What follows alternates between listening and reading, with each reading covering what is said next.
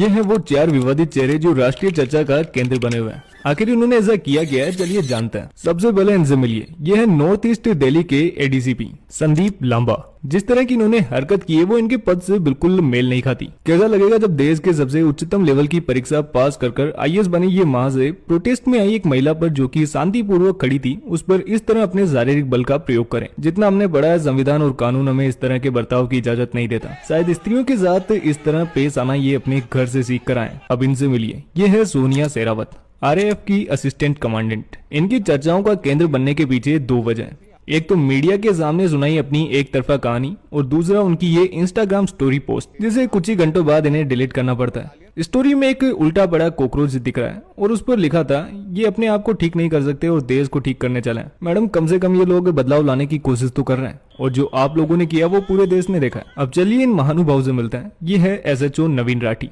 विनोद नगर east Delhi से। Protest में किस तरह ये अपने लाठी डंडे का इस्तेमाल करता है मानना पड़ेगा। बड़ी अच्छी ट्रेनिंग दी है दिल्ली पुलिस ने इन्हें, अंदर के सारे जानवर को बाहर निकाल लाई। और ये है Anurag Kumar, new commissioner of Delhi police, जिन्हें प्रोटेस्ट के ठीक 3 दिन पहले 17 जुलाई को अपॉइंट किया जाता है सतीश गोलचा को रिप्लेस कर। सम रूमर सेज की सेंट्रल गवर्नमेंट संसद चलो प्रोटेस्ट को लेकर पहले ही प्रेशर में आ चुकी थी, और वो किसी ऐसे कमिश्नर को चाहती थी जो कि उनके दिखाए पद चिन्हों पर चले। और जिस तरह इन्होंने प्रोटेस्ट को हैंडल किया वो काफी हद तक इस रूमर को सच करते नजर आता है। दिल्ली पुलिस और आरएएफ का देश के युवाओं के प्रति जो बर्ताव था वो असहनीय है। पुलिस के पास यूनिफॉर्म नहीं है, यूनिफॉर्म है तो